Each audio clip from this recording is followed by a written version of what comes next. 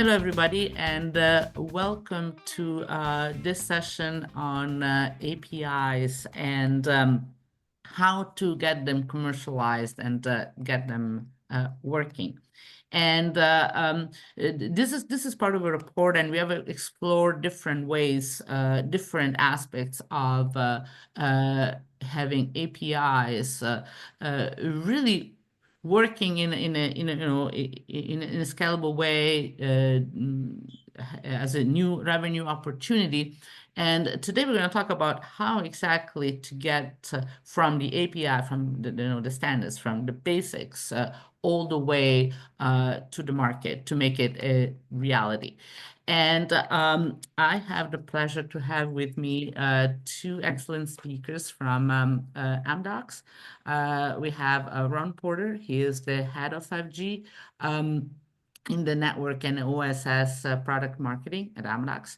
And Enri-k Salazar, who is the product line management lead in the API Commercialization platform division at Amdocs. And Enri-k and Ron, welcome to Sparring Partners. Thank you so much. So, as always, to get started, it's very helpful if you can give us a little bit of a background of who you are personally and what is that you do at Amdocs. And maybe, Ron, we can start with you. Yes, thanks, Monica. It's great to be here. I'm Ron Porter. I head product marketing for 5G network and OSS products at Amdocs. Amdocs is a pretty well-known provider of software and services to the telecom market, a very wide range of solutions. I think many people know Amdocs more on the monetization side in the areas of billing and charging, but Amdocs has since expanded pretty much across the BSS and OSS landscape. And like I said, I'm more focused on the OSS and network areas.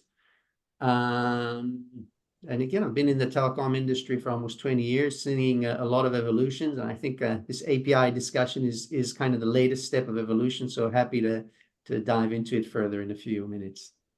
Yeah, and actually, it's interesting because it's nothing really new, but it's really becoming new as again, as you said, as a product, as something that is not just something in the background, more to the I come from marketing, so definitely it's hitting the marketing buzz, and we can talk about the more why and why now and the potential.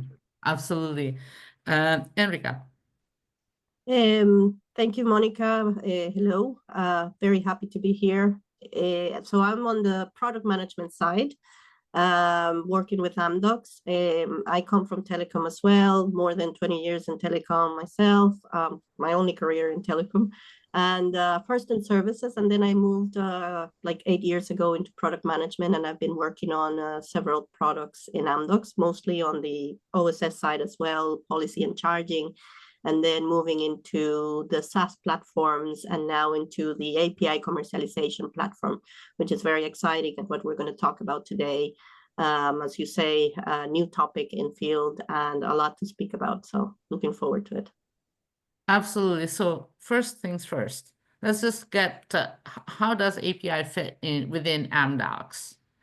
And how did you get, I mean, well, maybe it's an obvious thing, but, how did you get there? What kind of challenges, sort of a high level, are APIs addressing? So maybe I'll start with the wider view. So like I said, Amdocs really covers this entire, call it space between the service and the digital layer, down all the way down to the network, right? So we don't actually make network boxes and the physical stuff, but as the network became more softwareized, obviously we have a much more end-to-end approach.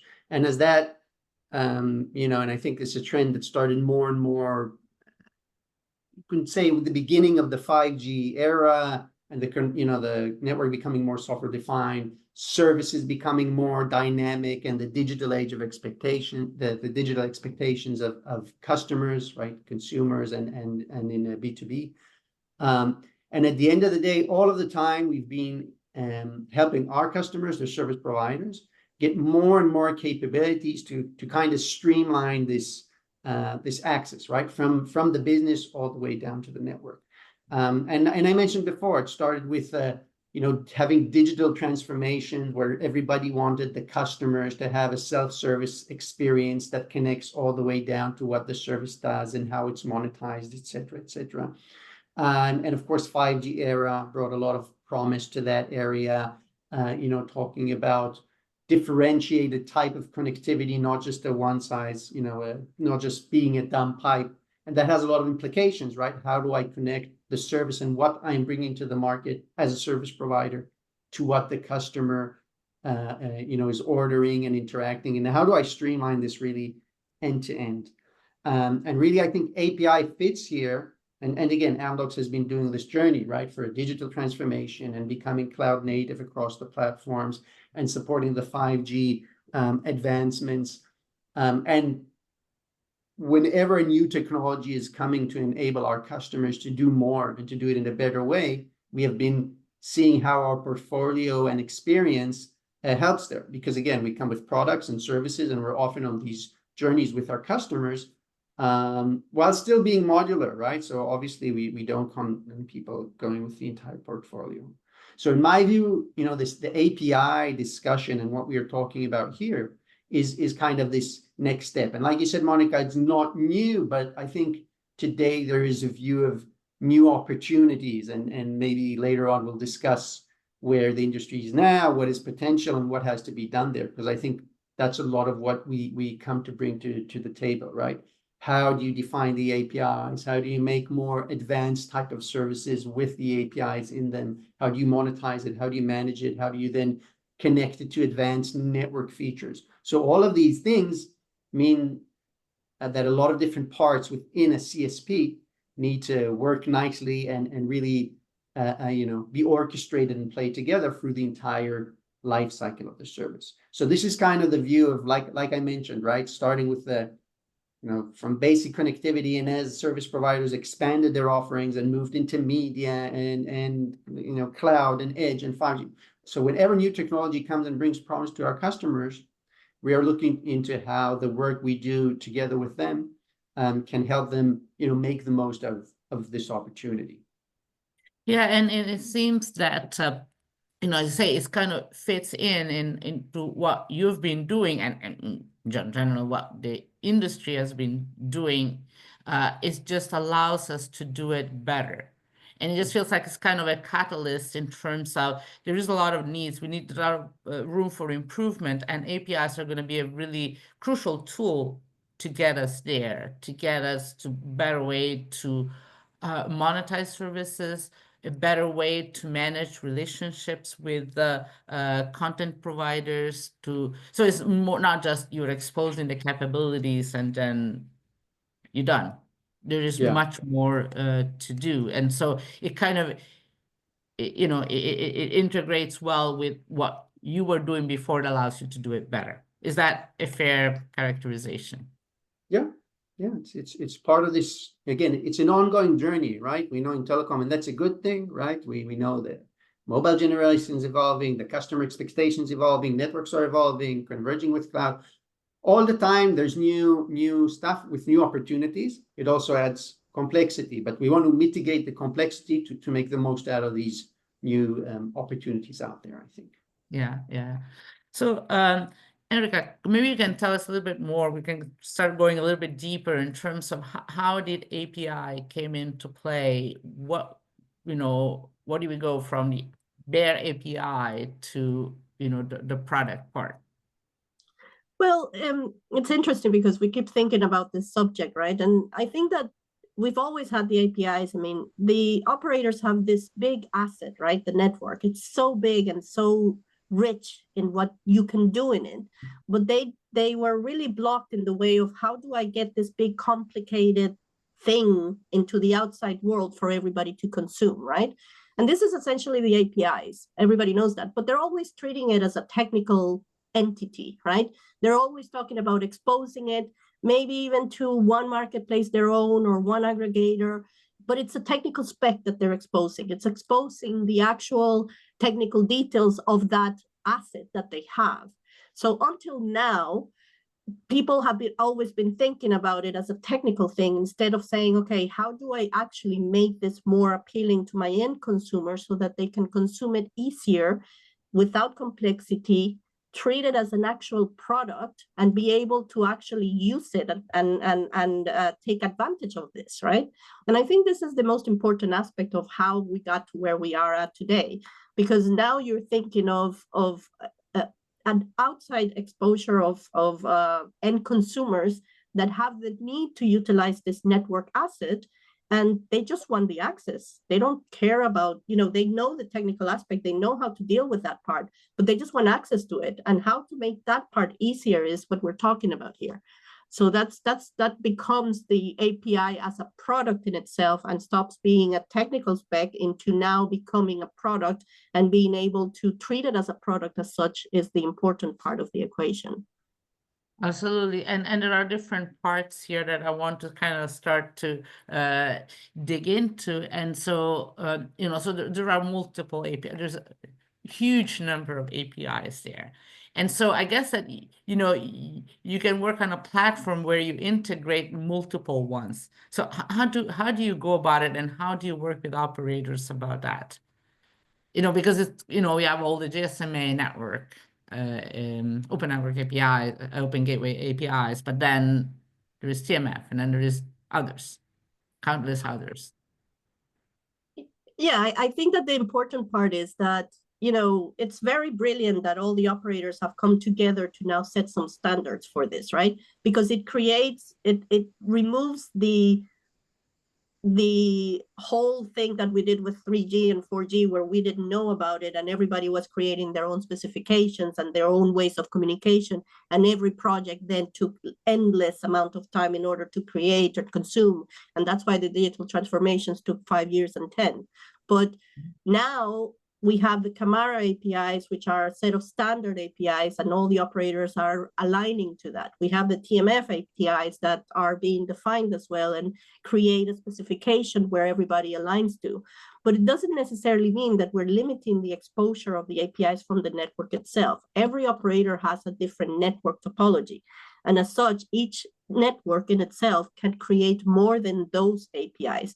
We will continue to oblige by the standards, because it's important to assure that everybody's going towards the same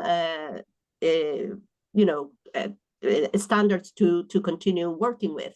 But the innovation comes from how do you create more APIs from the network and expose them to your customers, right? So it's not only about the Camara APIs and the TMF APIs, it's also about enabling any type of APIs that you can expose from your network that will offer a value-added proposition to the end consumer. What can you do in your network that is so specific that you think that your consumers will use and that your consumers can create a benefit from, right? So we are treating it as an API product, and you can create as many products as you want, including the Camara and the TMF ones. Yeah. So then, I guess the APIs is just the standard part is the opportunity to innovate. Whether you take it or not, it's step number 2, so to say. And so your APIs are integrated in your NAS platform. Maybe can you? Maybe I'll share a little bit about. Sorry for jump, but I'm thinking just to put things into context, because like you said, APIs are not new, and Enrique also mentioned it, and we know that some APIs are, by the way, are monetized today, right? We know the CPaaS players and the more basic APIs, I think, are already monetized. But again, looking to the telecom industry, I think one of the I don't know if challenge is the right word, but one of the issues is the fact that CSPs, I think, feel that they are not in the appropriate place in the food chain, right? In the value chain, right? Because many of the APIs come from them, but there's CPaaS players, there's others that are here, and they look at the hyperscaler, the public cloud, which is all about APIs and the monetization, right? I think that's very a North Star vision of where the telecom industry wants to go in the term of how we operate, the service we put out there, and also again, where our customers or the CSPs want to put themselves in the value chain. And maybe I will share a bit of a high-level diagram of what we saw as the needs. So I hope you see it clearly, right? Because I still see your other meetings. Yes. This. Mm-hmm. So this is, our approach to API enablement and commercialization. And, before I talked about what Amdocs has been doing for years in the telecom industries, and much of that fits here into these layers, right? So you just mentioned, Monica, the NAS, the network as a service layer, which is all about, right, having this, this layer that can integrate to the various network domains and components. So any APIs, anything that comes from the network will be managed in this NAS layer, and this NAS layer will be the bridge to consume up to the commerce layer, right? And later on go to maybe a marketplace, maybe a portal, maybe an external hyperscaler marketplace, right? But the operators, and we're seeing a lot of the work we're seeing with our customers, is even doing this internal NAS layer. So internally, not having these spaghetti mix integrations of each different network domains up to the BSS and digital layers, but having the NAS layer that can, through these APIs to the different domains, talk to the network almost like a Lego building block facility. And then you can evolve to the more advanced APIs and services we're talking, right? If we're talking about like quality on demand that might connect to network slicing, you must have this holistic NAS layer. Or if you're talking even areas of edge location, edge utilization. So this gives you some opportunity for more advanced use cases that you can then expose further on, further up this chain. Above this, we see the API commercialization, and we'll talk a little bit more about this. How do I monetize? How do I charge the APIs? How do I manage consent? And again, we'll talk maybe a little bit more about this, handling the orders and the order fulfillment, etc. And on the top, we have the API marketplace, which is like the front end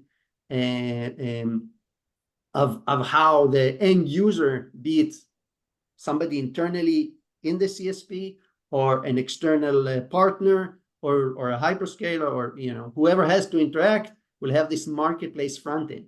And again, Amdocs, luckily, we have these capabilities if it's on the digital engagement, which could be a marketplace or a portal or an app. So we have this here. If it's in the commercialization for our order, commerce capabilities, monetization capabilities, charging, etc. And in the NAS layer, which comes from our OSS network and service lifecycle management and automation. So, the ability to put all of these together while still, so we have end-to-end knowledge, but we still have, the modularity, right? So some customer might just want the NAS layer, some would want to focus on the marketplace, and some more on the commercialization, and it's fine, right? The industry is all about standards and openness, but having the end-to-end knowledge is key. And on the side, you see the different areas where we will talk to and work with partners, right? Because again, we talk about network as a service, but there might be a network exposure function from a partner. That's fine. Might be API management tools from other third parties, which can be part of this. And you mentioned the GSMA, Open Gateway, etc., or any other of the many initiatives. And I expect towards MWC in Barcelona every year, there's more announcements. So there may be more initiatives or other, channel partners, etc. And essentially, I think the main point we are trying to put here is that, it's early days. Different customers are exploring different go-to markets, and it might be different for different types of APIs and types of services. But we want to help our customers, streamline this end-to-end goal with whatever they need at these first steps, right? And I think every operator has a different path and is looking at focusing in different areas. So this was a kind of holistic, very wide introduction, I think, of our approach. It's a lot to unpack here. We could be talking about for hours about it, but let us start with sort of the foundation, because, as I the API is great. It's a standard, it's a stack, but you need to actually do something with it. So before, we even get to the application developers and the ecosystem, what is that an operator has to do, what is it they need to have in order to make sure that they put themselves in a good position to use APIs? Is there something that, in terms of like their ability to charge? I mean, they're sort of core abilities so that then they can productize. So I think it's from two directions. Obviously one direction is also the business drivers, and what do I think is from the commercial perspective, what do I want to sell, and how do I want to leverage the assets that I have, right? And a good example for this is, we've been talking about 5G slicing and edge for quite a few years. The commercial potential has not been fulfilled. Now, part of that might be because these are complex things to manage, but even if you manage to operate them and you have some of the infrastructure there, it becomes complex to sell it, right? How do I sell a slice? Do I sell a QOD? Do I sell an edge or part of an edge, right? An edge is much more sensitive than cloud because the capacity is much more limited. How do I expose it, etc., etc.? So API have a potential to tap into those, right, growth areas. So this is from the business perspective. And the other areas touches to some of the capabilities I talked about before. And I mentioned before, right, we have customers that, and I mentioned before the NAS layer, which everybody automatically thinks NAS is, I'm going to sell you direct access to my network. No, they're talking to us about an internal NAS layer, right? So even between a service provider's network and IT or business, they have so many inefficient integrations and spaghetti mix that they cannot look to how to sell this in a dynamic manner because the internal operations are still. So they are looking to maybe even first do the internal API exposure for each network domain according to the standardized way to the NAS layer. Once I have that, I can look to how I want to put it through a commerce layer and start monitoring and monetizing it in new ways. And monetization again. I'm not going to sell APIs like I have been selling megabits or minutes of calls in traditional years. So also the monetization capabilities need to be there. And some operators are more advanced there because they have been exploring more advanced monetization approaches and strategies, and successfully or not successfully, but that's a different discussion but maybe now we can take these new capabilities and apply them to API monetization and do the, tap into the new opportunity and explore it in new ways. I mean, maybe if I didn't do it because I was still putting just unlimited plans and not even looking charging. So maybe I need to think, wait, do I need advanced charging capabilities that can now count APIs, etc., etc. And all the way up, like I mentioned, to the marketplace or to the digital engagement layer, right? How do I want this interaction to happen? Am I going to expose it myself in my own marketplace? Do I want it to put it in a hyperscaler marketplace or several hyperscaler marketplaces? All over the above. Yes. So this is my approach. Enrique, what are your thoughts? Because I come bottom up. Maybe you can come top down more, right? Yeah, the same way I was looking into it. Like on one side, you have the technical side of the API itself, and this is where NAS becomes important to be able to get the complexity out of it and expose it into something readable, right? Something that is understandable, but it still remains a technical aspect. You still have to test it. You still have to work on it to be able to support all the technical transactions that it is. It's a complex product anyways, but it still needs to be resolved, that part of the technical aspect. But once you come into the business side, then you have to talk about the revenue, the performance of the API, how do you assure that the API is actually being sold as a product and orchestrated down to the different channels that it should be? How do you assure that you are charging your API accordingly? You're not talking anymore about a unlimited plan like Ron was saying. You're talking about a technical aspect. Now you have different variables in place so that you can charge it. The payload of an API is complex, it's big, it's huge. Why you should limit yourself to only an API ID or a number of transactions per request? You need now to include complex ratings and complex charging based on behavior, maybe on data transactions, on the actual data, responses and value that your charging capabilities can accommodate those complex charging so that you can monetize better your API, right?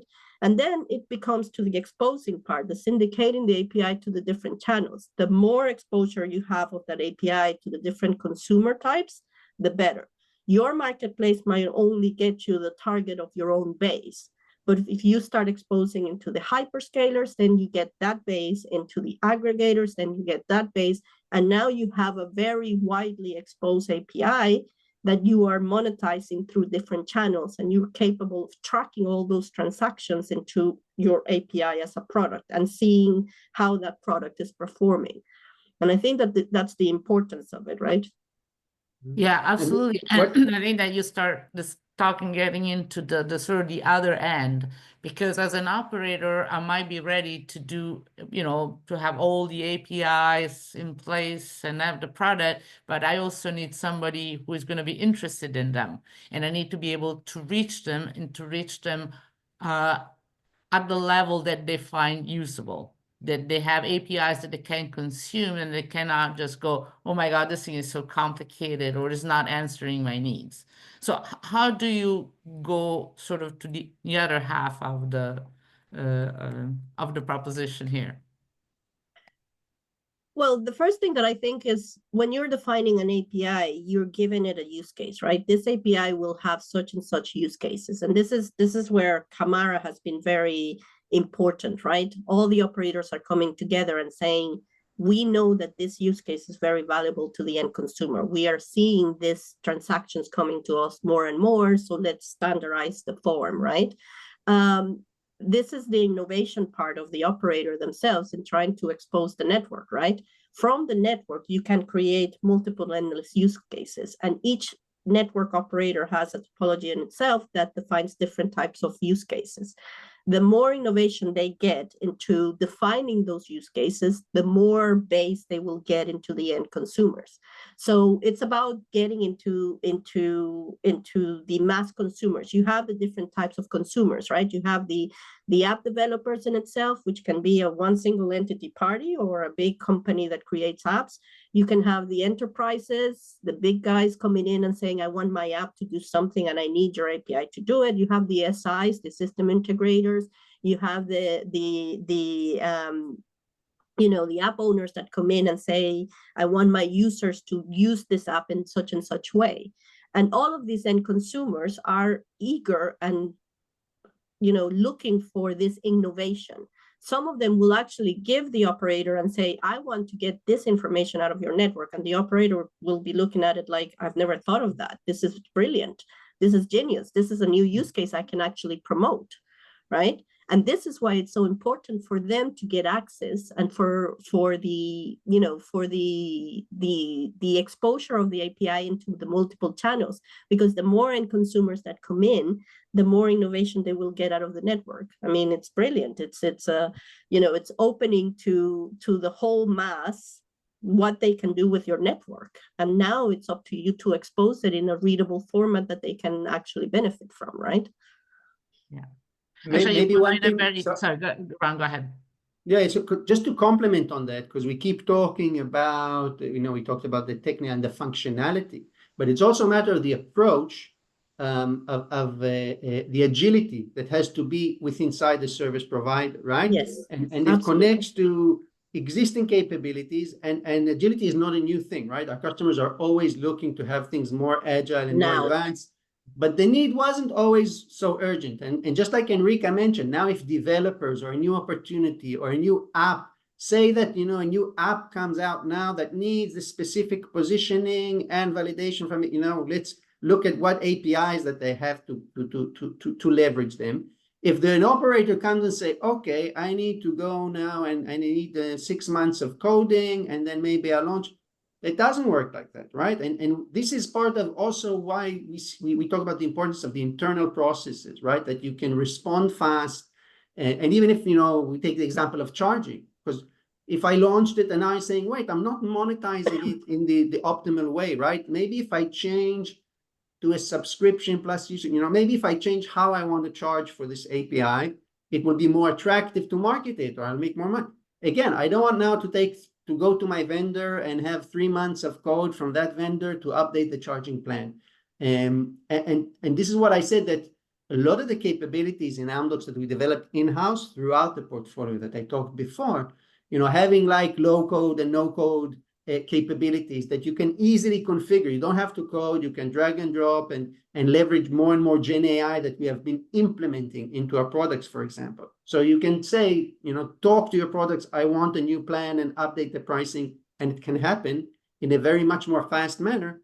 And this will be the true way that you can stay on top of the business needs of the market. And Enri-k just mentioned the very wide, diverse types of markets you address, right? And whoever comes to consume the APIs, be it partners, enterprises, B2B2X models, hyperscalers, and maybe other operators, right? Because if we are starting to talk about more global stuff, the ability to respond to this quickly is crucial, as well as the ability, we call it the try and fail fast. I try something with APIs, okay, it didn't work.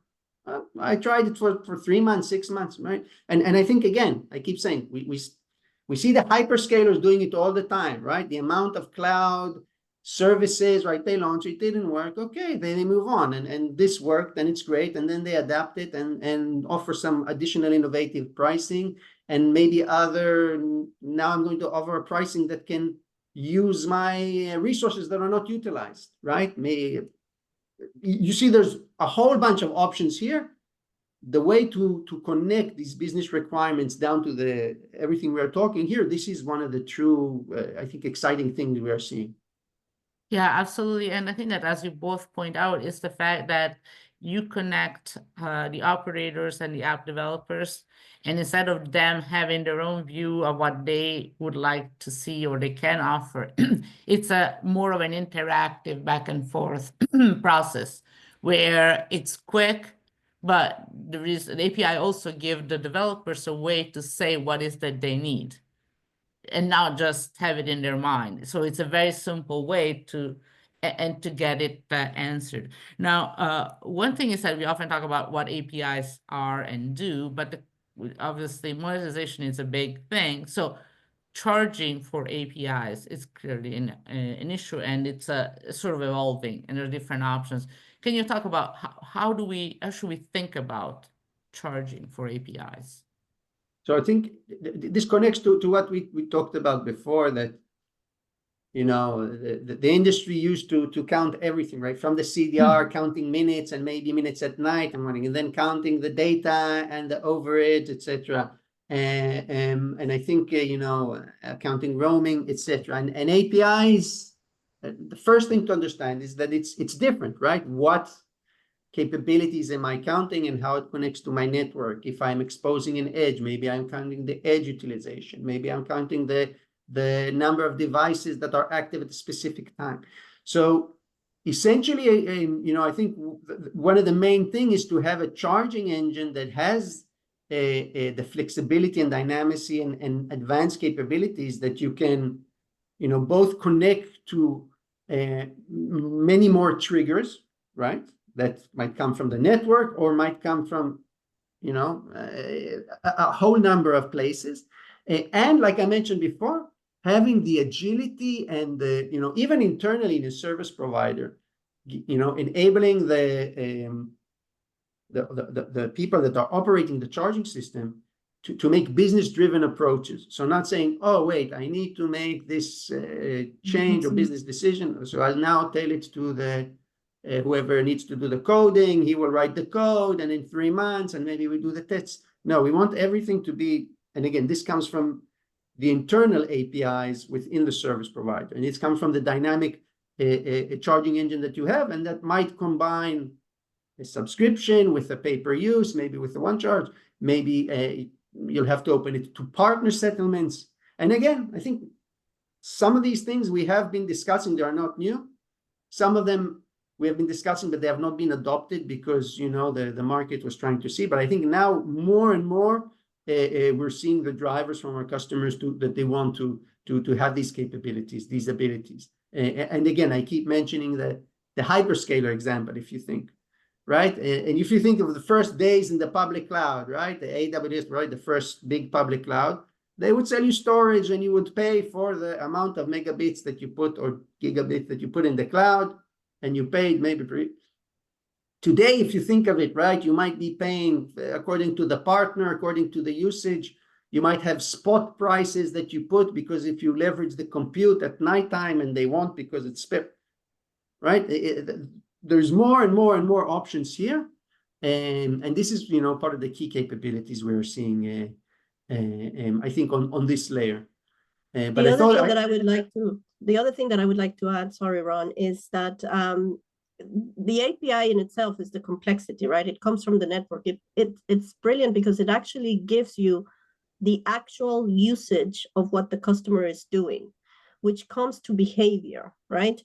Charging systems, the complexity of charging systems, a lot of the operators today are just charging by transactions because that's what the charging systems can do, or maybe tiers, or maybe revenue share, that's it. But when you start thinking about the APIs and what they can offer you as, behavioral patterns, data that comes inside the API, and thinking of the possibility that you can actually charge and create charging models based on that, it becomes even more important for the operator, and especially for the end consumer, because the end consumer is more interested in the behavior of that API in their app than the transaction itself. And you can actually create more charging models that are adapted to what the API use case is, right? Based on those behaviors, on the data of coming inside the API. And then the last thing is the scalability, which we cannot leave aside. Scalability is super important for the monetization, because we're coming now into an API as a product. The API has many multiple transactions, millions, billions, trillions of transactions, which now becomes scalability issues. And now you're going into online charging as such, because you need to support the millions of transactions that you have. So you need a very, very strong charging engine behind the core to be able to support a formal, proper monetization structure for the API as a product. Yeah, and I think that this is so very important to have both the scalability and the flexibility, because as an industry, we do not know what's going to work from a monetization point of view, because monetization doesn't just mean make more revenues. The question is how you make them and how you get there. And unless you have a compelling proposition, it doesn't matter how good your product is if you can charge it in a way that it's meaningful and attractive to your end customer. Absolutely. You can have all the and that's why the APIs in the use world. case is so important. Exactly. Yeah, otherwise you're just, you're not really going there. So, and I guess that there is, even for the same API, you might want to charge for it in different ways for different services, for different countries, for different applications. So it's not one API, one charging model. It's a many to many. And so and probably, but and probably again, and this touches to what we talked about before, what we're seeing already today with APIs. But again, when a service provider can come to leverage this benefit, and it might be that you want to bundle a few APIs, right? So maybe the location API with finding the appropriate edge and the queue and the validation. And you say, all right, if a developer needs this group of 3, 4, 5, APIs together, and maybe including an API that's not in the standard, because in this specific country and for this use case, I want something bespoke. And, so this is exactly what we are talking about, right? The agility and the ability to connect it up, putting into the monetization mix, and then getting it back up to whoever comes to consume it. Yeah, absolutely. So maybe we can start moving. So we talked about, how does the whole thing work and how you get the flexibility. But then, as you say, different operators, different countries do things differently. So let's see, what is that we are seeing now? So let's just start from sort of the beginning on. What kind of APIs and uses for the APIs you see coming up first? What's the low-hanging fruit here?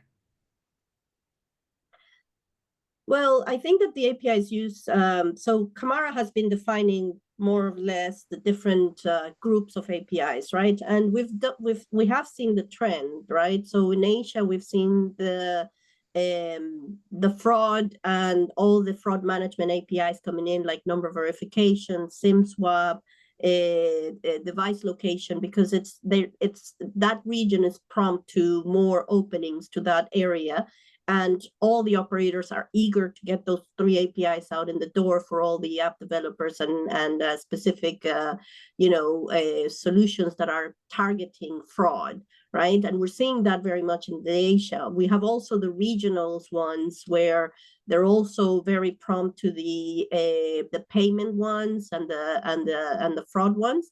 Whereas obviously we go now to America, and what we're seeing there is more towards the data privacy and the data governance, the consent management, and we have to make sure that consent is a priority for them to assure that the people that are creating the apps, the app developers, are actually enabling consent appropriately for what they're doing in their app, and that the user is giving consent for the data they're using.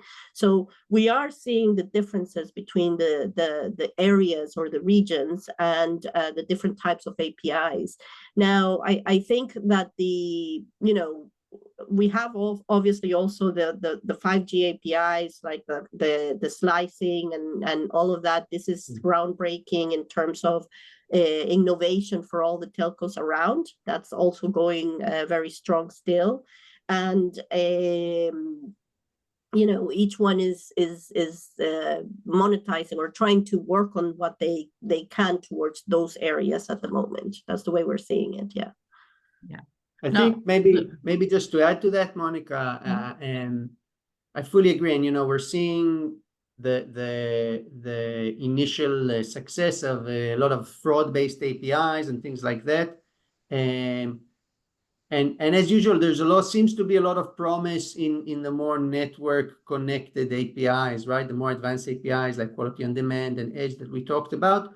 And I always connect it because I'm thinking, right, 5 years ago, right? 5 years ago, everybody talked 5G slicing, and you would see how we are going to have an on-demand slice for remote surgery and we know the reality today, right? So, and I'm coming from marketing, right? So it's on purpose. But I think when I look back to there, first of all, the good news is there has been a lot of progress has been made.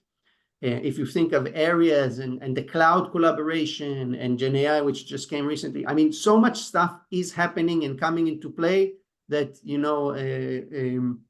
even for cynics, it makes you think differently. But when I think of the complexity, talking about 5G slicing in the beginning, one challenge there was the fact that it's a very different way to work with a network, right? You have to start looking cross-domain, focus on the service, and it was a different way of operations, because before we looked at every pillar in the network on itself.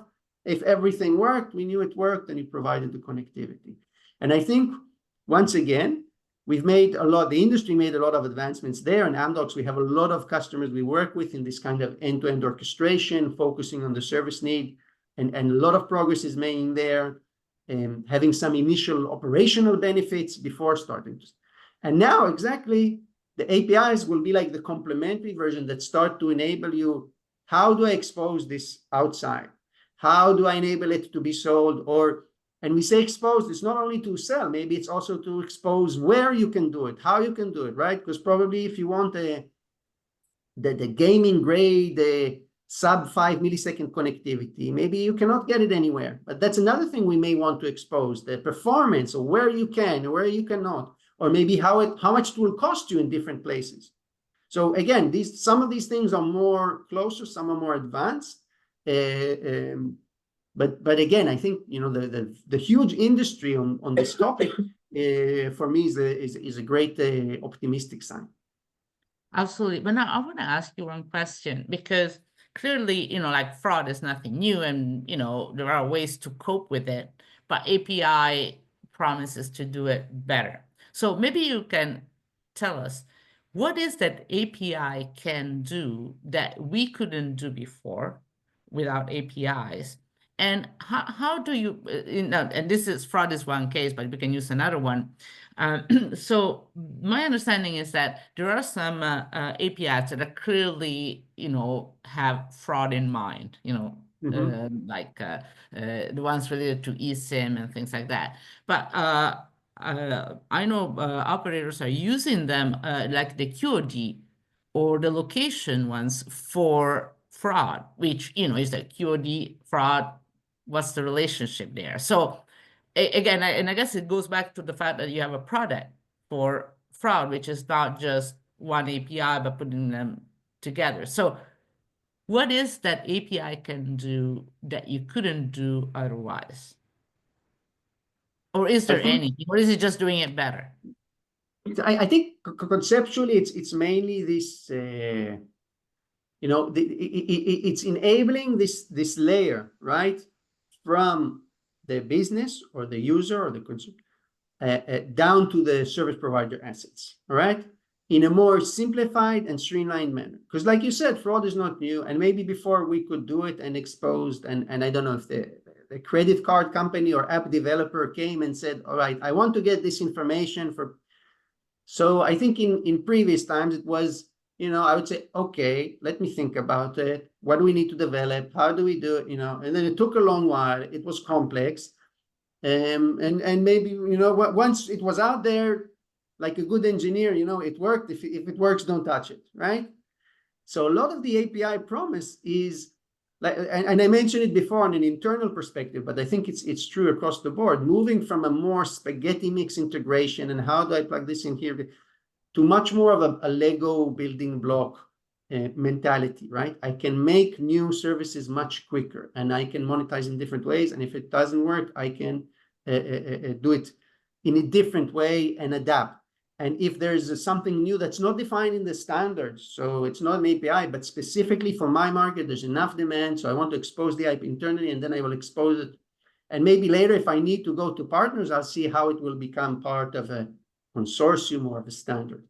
So to me, it's a matter of approach. And once again, the cloud have done it before, right? There's the famous, in AWS, when they started, everything had to be based on APIs because they wanted even internally to be able to work that, and that's how they could externalize. So this is the journey, and I think the promise we are looking to enable.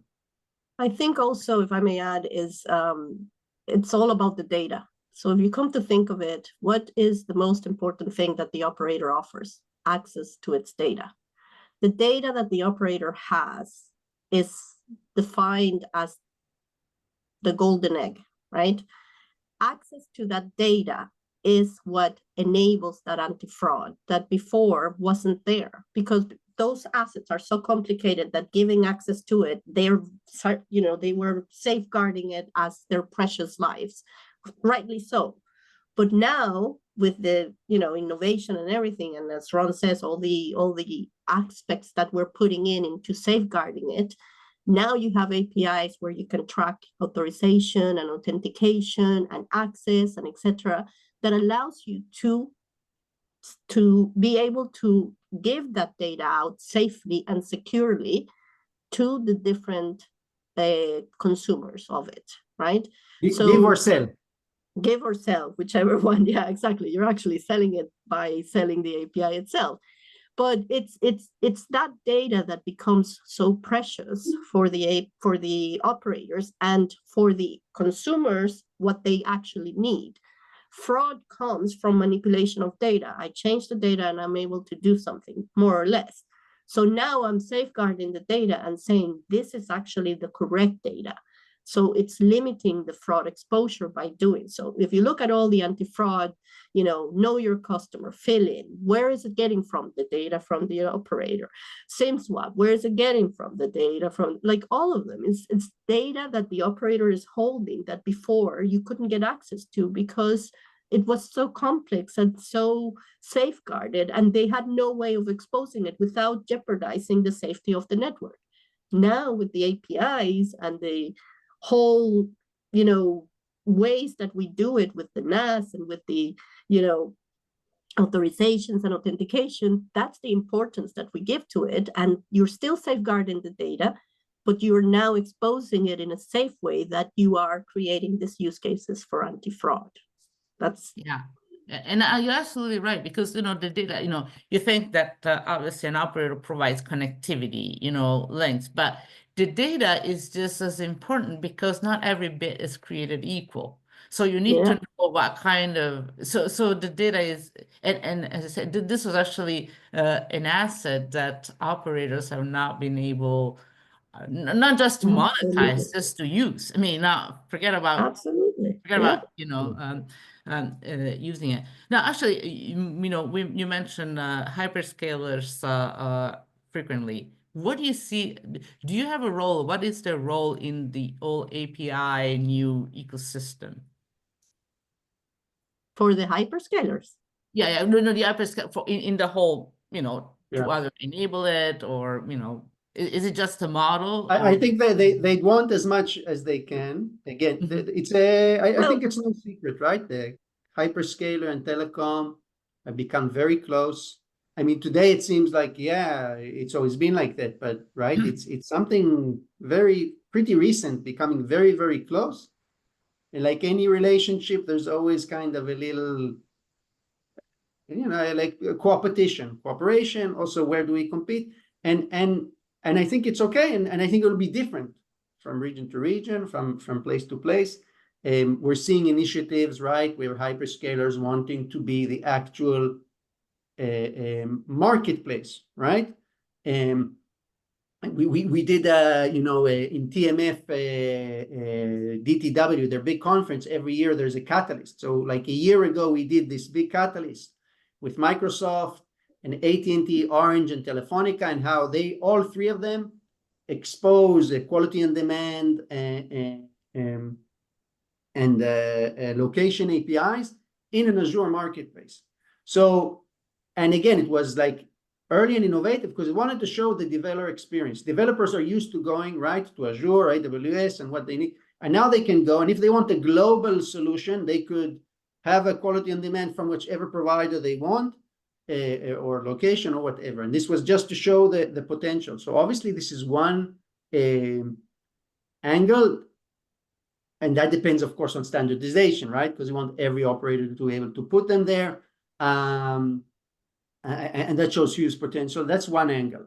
But then, like I said, the question, I'm sure operators would much rather sell the cloud resources in their own marketplace to their B2B customers than selling their network APIs in the hyperscalers. But I think, and maybe this also connects a little bit to data and what Enrique said, you need to analyze your business, the needs, and find how to collaborate here and how to expose and what to expose.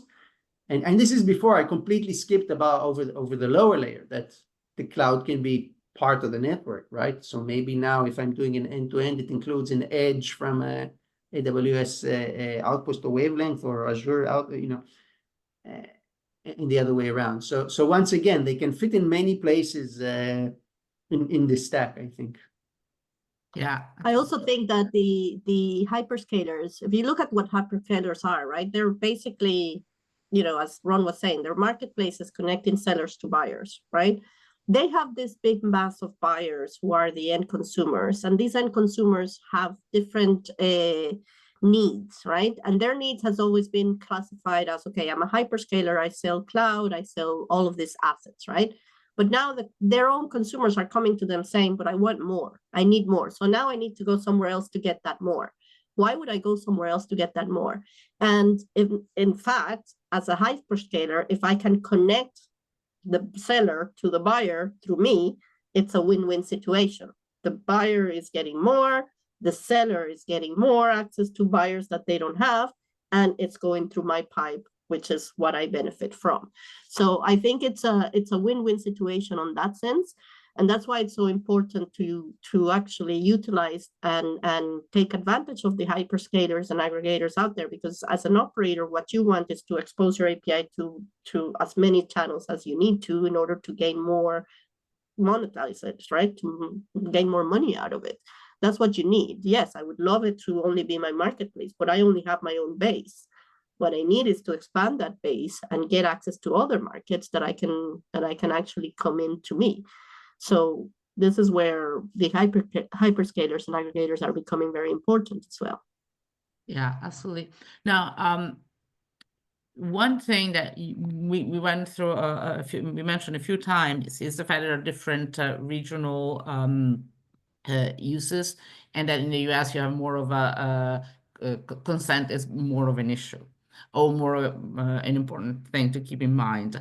And I guess in general there is a question of consent, privacy, security, which is, I would say, a big reason why operators have not been able or willing to share their data because of those concerns. So how are the APIs changing that? What is that we need to do more or better in terms of, consent, security, safety, privacy, that kind of stuff? So consent has been a very interesting topic, because what's happening is that if we go back to the data, right, the operators are using that data and actually giving access to other parties to that data, right? So in a way, who is the real owner of the data? It's actually the person that signs up to the operator. I, Enri-k Salazar, signed up to Vodafone, and Vodafone, I give you access to save my name, my number, my details, all of it. But now Vodafone goes and gives access to my data to someone else.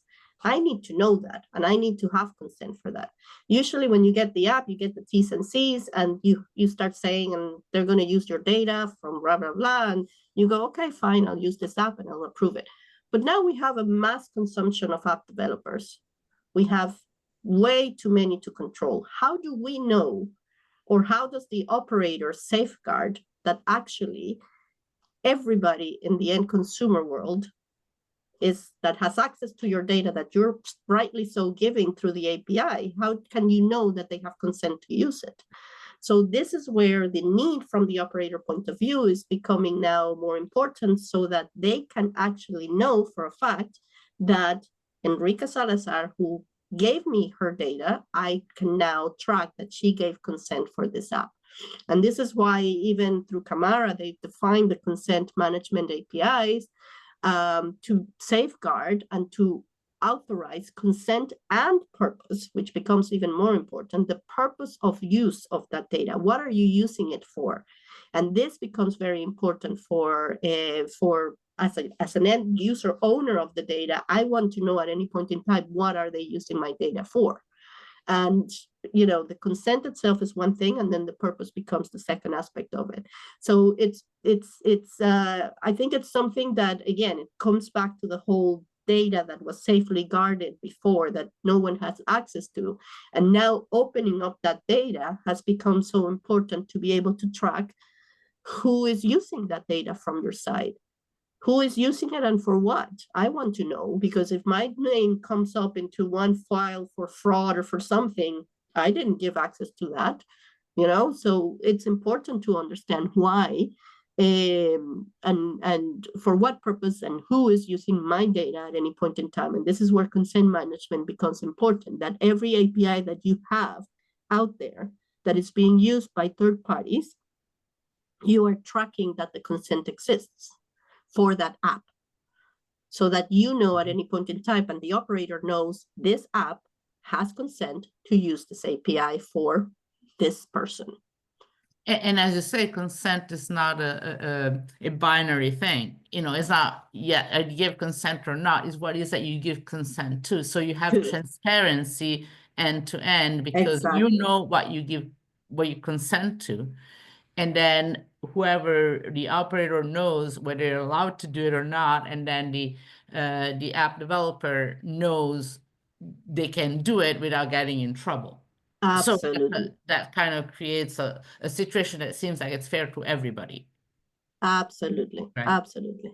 And what's the role of regulation in all this? Because it just seems like it's a good practice anyway, even if you're not forced to do it, just to keep everybody happy. But what about the role of regulation? Because my understanding is also, regulation is going to be very different in different countries.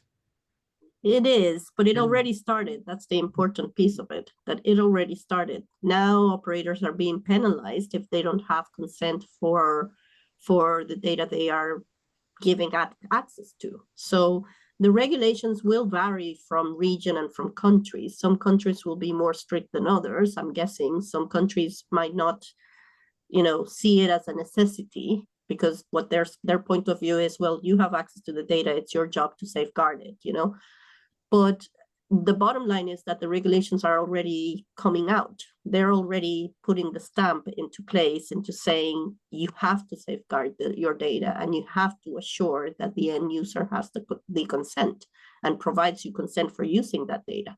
So regulations are already coming. I think it's something that we will track closely, especially on the different regions. Some regions will be take more time to adapt to it. Some regions will be, the first. We've seen a big need in America for the use of consent management. And Europe is rightly so catching up as well. So, some regions will take a little bit more time, but I have no doubt that they're all going to get there, because it's important also to understand that consent is part of the equation. You cannot have, there's three items in the equation, right? The operator, the end consumer, and the app developer. You can't have a two-way relationship. It needs to be that triangle to make it work. Absolutely, and to have everybody feel comfortable enough that you have the volume, because if only 5% of the subscribers give consent, then the APIs are useless. I mean, not the APIs, the data that you're sharing is useless if only, represents 5% of your customer base. So you need a buy-in from everybody in the picture. So anyway, we are at the end, but before I let you guys go, and you've been incredibly generous in providing so much information, let's just have a look a little bit at the future, because we're just moving the first steps here, and we always talk about fraud, but what's beyond fraud, or what do you see happening, say, in the next 5 years? I think I started mentioning how 5 years ago we promised the on-demand slice for remote surgery. So, but I don't think it was practical. But I'll put it this way. I think the main thing, and what I do see over the next few years, and what we have already seen, is really advancements, right? So exploring, starting to go into more advanced use cases of APIs. This is on the one end. And also seeing operators, within the telecom industry, I guess they happen hand in hand, going on more journeys, a little bit like we saw, there was digital transformations, right? When operators have to move from everything being done from picking up a phone to much more self-service app, for example. So it took, and some operators were more advanced, others took some long, and over time the technology, became lighter and more, and today it's given, right? You don't expect that for everything you'll have to pick up the phone. You want the self-service experience. That's what we see. So I think a similar journey like that will be with the APIs, and it goes hand in hand, right? You can do more, and then your systems are more adapted to that, and then you can do a little bit even more, and you start to monetize. And at the end of the day, the reason I think it's hard to predict more specifically is because at the end, a lot of this will come down to the use case, right? I always give the example of Pokemon Go, right? Pokemon Go, the AR thing, and it exploded, and they made billions of dollars. Service providers saw nothing because it did fine with plain connectivity. Now, I'm not saying it's going to be gaming, but whatever type of application, or even more, would probably be applications, right? Plural, or use cases, and like we said, it can be different place to place. When these start to evolve, and if the money is there, everybody will jump on the wagon and see how we work with our partners, hyperscale or whatnot, to enable this. So for sure, that will be a very fast driver. And the other kind of unknown element / accelerator, not exactly unknown, is, and again, we talked for an hour, and I think we mentioned Gen AI almost only once I talked about it, but that can be a dramatic accelerator, both as kind of a service, right? Maybe, again, now there's sometimes talk of GPU as a service, or a service provider may want to bundle it to partners or to enterprises if they have this capacity, but then I have to expose it with APIs, etc., as part of a service, but also as an enabler, right? If I have GenAI in my systems, I can be more agile, I can configure faster, respond faster, my people are more enabled. And again, this is also an area that's reaching a kind of reality, not a bad reality, right? So finding the balance of the value for money. So I think, for sure it's going to be exciting times. I doubt we will have the same discussion here if we meet again in 5 years. You're not going to I get think bored, it's all for about sure. self-serviceness as well. Yeah, I think it's all about self-serviceness. I mean, if you think about it, right now, the end consumer is still in a waiting place. The actual app developer is still in a waiting mode. They're still waiting for the operator to expose that API. Operators should be looking at having the actual app developer define their own use cases and their own APIs the way they need them. You have a big data, which is your gold mine. If the app developer knows what they need, what is stopping them from getting access to it? Why do you have to still do all the work? If we start thinking the opposite way, and it's all about the end consumer. We started the network, and the way that the network started is everything was done by us. Now the end user, when they log in, they select their plan, they select how many minutes, they select whatever they want, they do it themselves. We have to start thinking in the self-serviceness of the app developer and what they need, and prevent the block of the operator to enable it. So who knows? Yeah. But again, yeah, it just opens a really wide range of opportunities, which is more than what the single API does. Absolutely. It's just like opening it up. Well, thank you, Ron. Thank you, Erica, and thanks for sharing with us your thoughts. It's a very interesting topic. Thank you for You're having just us. at the beginning. Sorry, go ahead. Yeah, just the beginning. Thank Thanks you so for much, having Monica. us. It's a pleasure to be here, Monica. Thank you so much, and thank you all for listening in to our conversations, and I hope you found it as interesting and inspiring as I did.